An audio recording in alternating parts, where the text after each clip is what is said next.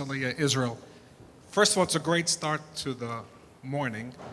I have a lot of critiques of rankings, but since they're here to stay, I need to learn how to deal with them. But I want to follow up on the last statement.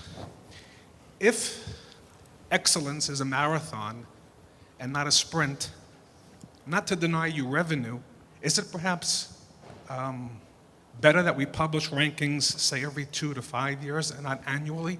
Since the difference is, if they're not too great, they're insignificant.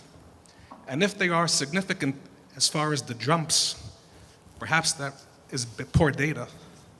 So that would be the first question I would ask. Second question, if no one else has any questions, it seems quite evident from the slides that money is a key driver in the rankings. Now, if that's so, perhaps we only need to look at one measure, size of your endowment, and all of the other measures as far as excellence could be shelved. Thank you. Shall I take that? Yes, please. That's a fantastic question, Eric, and I've been multitasking and watching your tweets during the debate, so thank you for the multimedia engagement. I think on rankings, there is a really reasonable case to be made for reducing the frequency. My task as the rankings editor when we changed the system in 2010 was to make them more stable, and I had this conflict as a journalist. It was to make them more boring, actually. We want stability.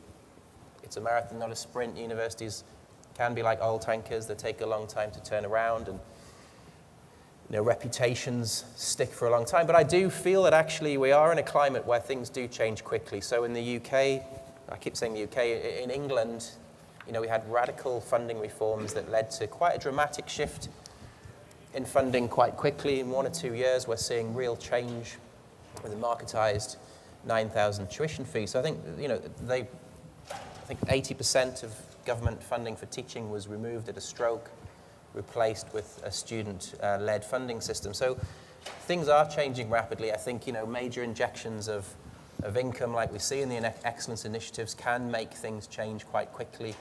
Some of the things we capture in rankings like research impact and innovation can move and change relatively quickly. So I think, yes, there is a commercial imperative as publishers to have an annual list and to keep the interest up. I do accept that, but I also think there is significant change and fluidity in the system to justify an annual ranking. I think the key thing for us is to produce multiple rankings and multiple cut-ups, so we say that there isn't a single model of excellence. We capture different aspects of performance at different times. On the money side, I think it is true. There's a very strong correlation between investment and performance, and the Times Higher ranking is the only ranking that actually explicitly looks at hard cash. We capture how much research income a university gets, how much income from industry it gets, and we look at its total resources.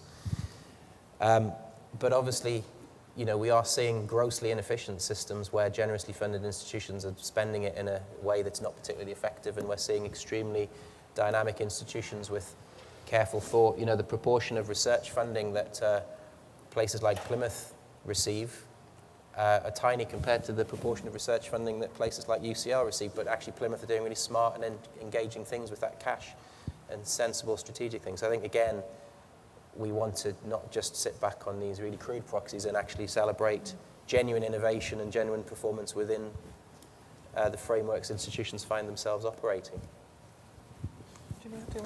Yes, I think very good, very interesting questions. On the issue of ranking, on the one hand, I've always been a great supporter of ranking in the sense that for the first time they have forced countries and institutions to look at their performance, which was not always common. But at the same time, I share your worry, and I may disagree with, in a friendly manner with Phil. I do believe that it's very misleading to give this impression that you can make a big jump from one year to the other. And there is a risk of obsession with ranking that can be counterproductive. I think it's better to look at the long view. I'm doing some work right now comparing the results over now that we have a 10-year period with the rankings. You can start looking at some trends, but there is a danger in looking only at the ranking every year, assuming that you're going to have either big progress or big deterioration in your performance. On the issue of money, money, in my view, is a necessary condition, but not sufficient. No. When the first rankings, when the first Shanghai ranking was published, for example, many Western European countries were very shocked. France, Germany, Spain, and to some extent, they rightly recognized that there is a huge difference in levels of funding between Western European and US universities. But that is not enough. I insist in my framework, in the graph I showed, on this notion of alignment. You need the funding, but you need the talent, and you need the governance that allows you to take advantage and to have a culture of excellence. So I've seen many universities that have high levels of funding, but that are complacent or that are bound by civil service rules, if it's a public university, that prevent them from becoming better. Thank you. We've got a question at the front here. If you could stand and face the camera. Okay. The name is Bolaji Aluko. I'm Vice Chancellor of the Federal University, Otuoke in Nigeria. And my university must be the youngest university in this room because we were announced February 2011, and we opened our doors to students in October of 2012. And I will be returning to Nigeria to announce that we were recognized. Nigeria was recognized as one of the 35, countries that had the initiative on excellence initiative. But out of the 128 universities in the country, only 4 are over 50 years old. 128 universities, 4, 20 years old.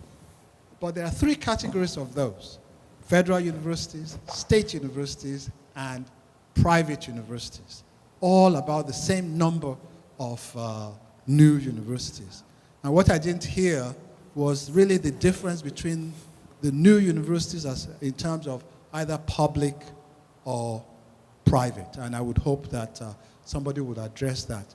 I would also say that in the establishment of the last set of universities in Nigeria, out of the 9 established, 3 of us were specifically asked to come from the diaspora to head the university. That's why I had been teaching here since 1984 till 2011.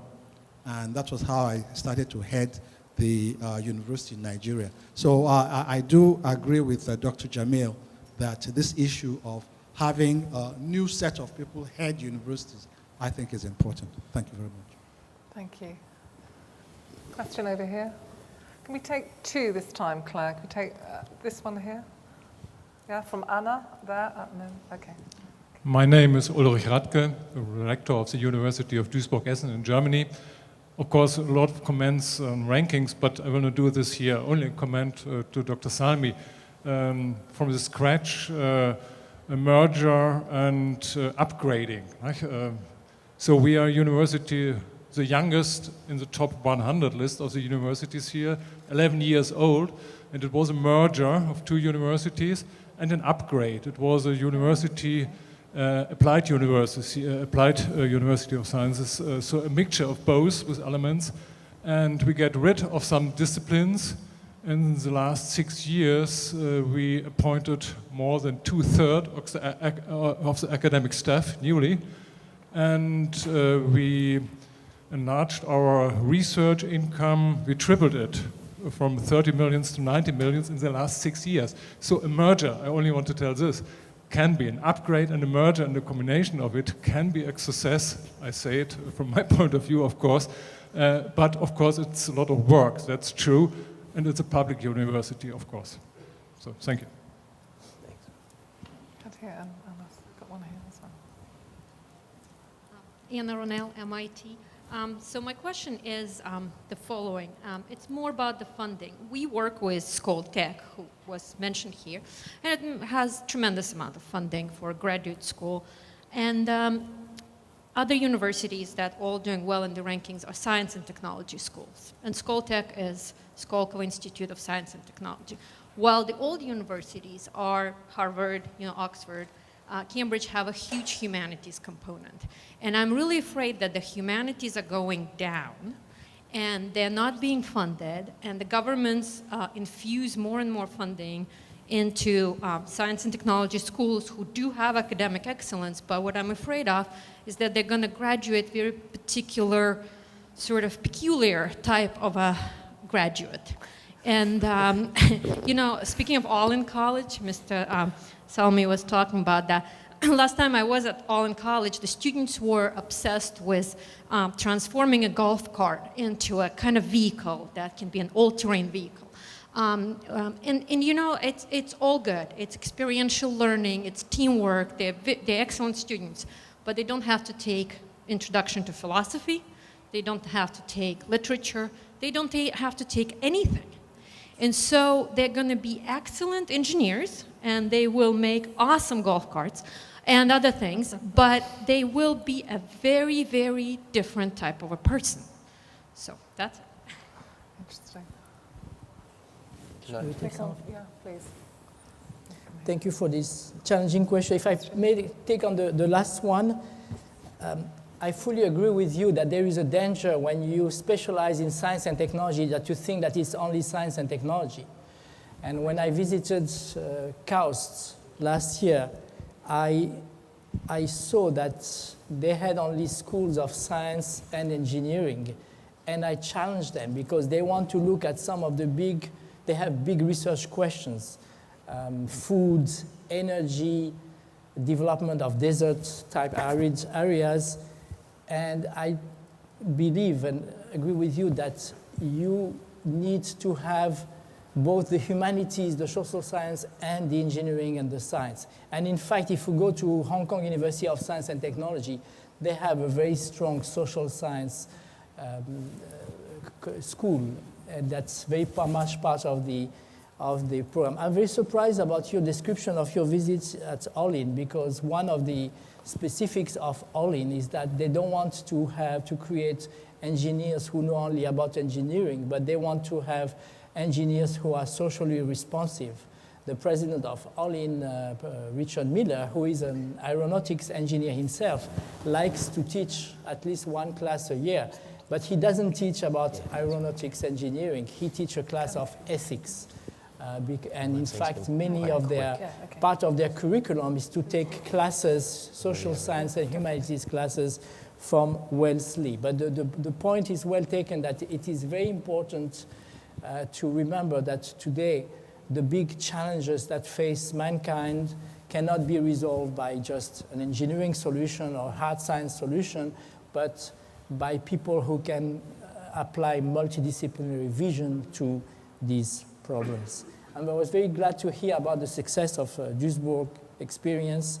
And as I mentioned, it is possible to have successful mergers. I've seen them in Denmark, some of them even in the UK or in China, but there are many more cases of failure than so. It's just much more difficult, especially to link back to the question about money, but this notion that you need alignment between the money, the governance, and your ability to develop talent. In the case of Germany, I think that one of the challenges that the rectors face is that even when additional money is available through the Excellence Initiative, because these are public universities and there has been no governance reform in most of the Länder in the states in Germany, it makes it very hard for the universities to compete on equal terms to attract talent. I mean, you may have read in the press last year, University of Southern California, which is a private university in Los Angeles, attracted away from Berkeley, a public university, 2 top professors who then went on to get the Nobel Prize. And this is a reflection of, on the one hand, the fact that in most US states, public funding has been decreasing, and that's a danger to the public universities in this country, but also the fact that a private university may be very flexible in terms of governance.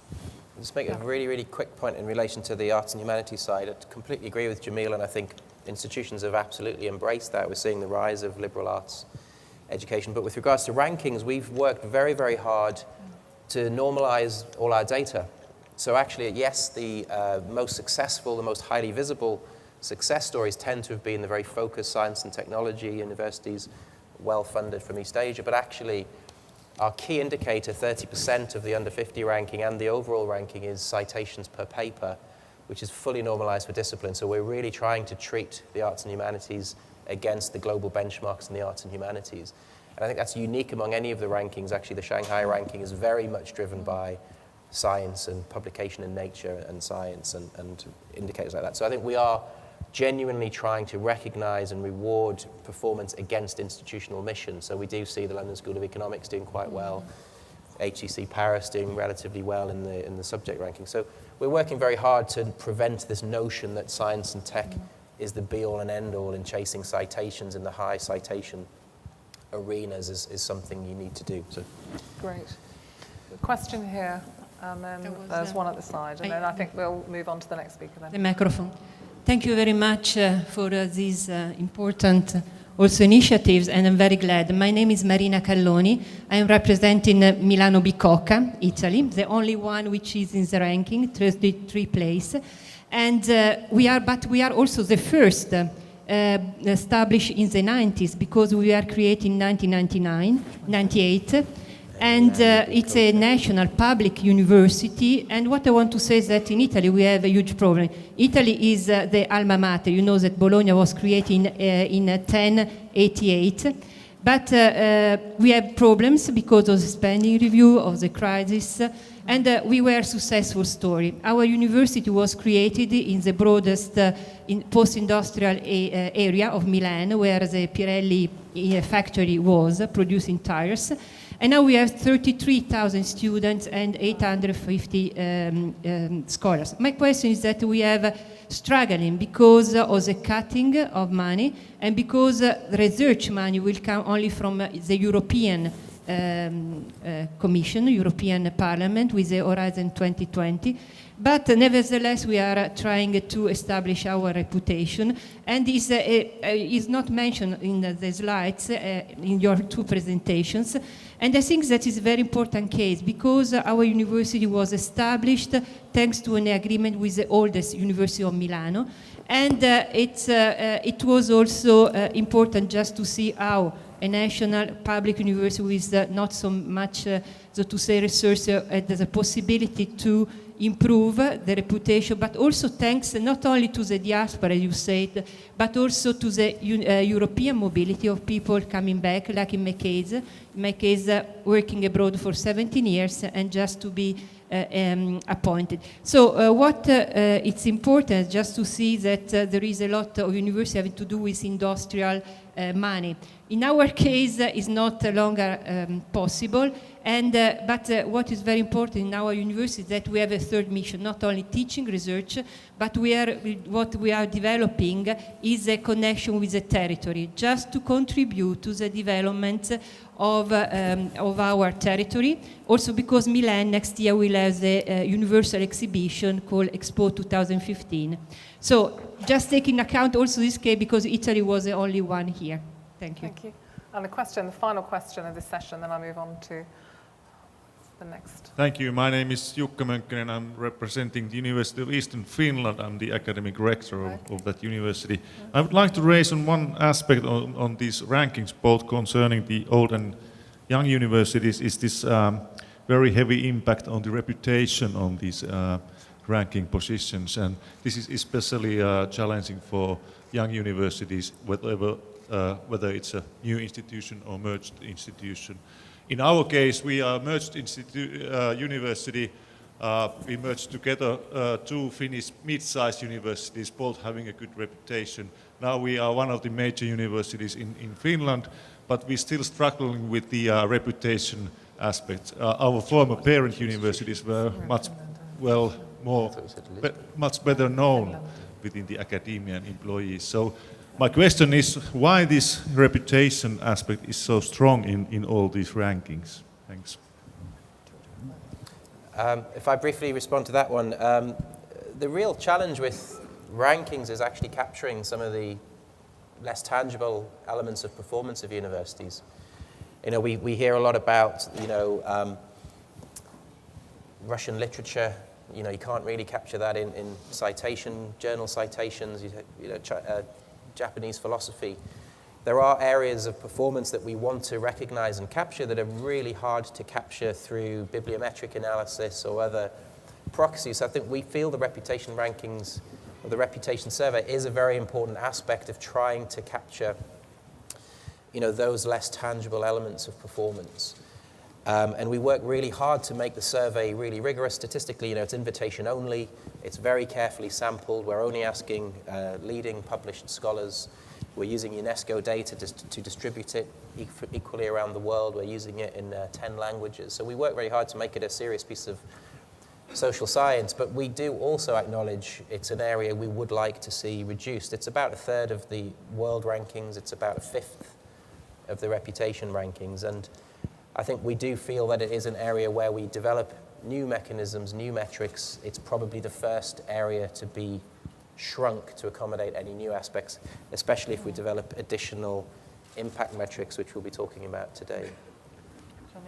Yeah, I can sympathize with Phil's predicament because, you know, on the one hand, you can have a totally objective ranking, like the Shanghai ranking or the Leiden ranking, but because they want to use only data that can be verified and that are transparent, then they are stuck with research, publications, citations, etc. data. On the other hand, you have ranking like the Times Higher Education that try to move away, but the dilemma is that it introduces an element of subjectivity that, you know, no matter how scientific the survey is done, it's hard to know exactly what are the criteria. So you are in between, and the problem is if you measure only the publications results of a university, you push universities to focus only on their research, and you neglect the teaching. You neglect the third mission of integration with the community and contribution to local development, both economic and social. So I think that's a big issue with that, for which rankers have not found a good solution to date. Thank you. So if we can show our thanks to both Phil Baty and to Dr. Jamil Salmi for a great opener, I think, to this morning's proceedings. So thank you very much. Good session.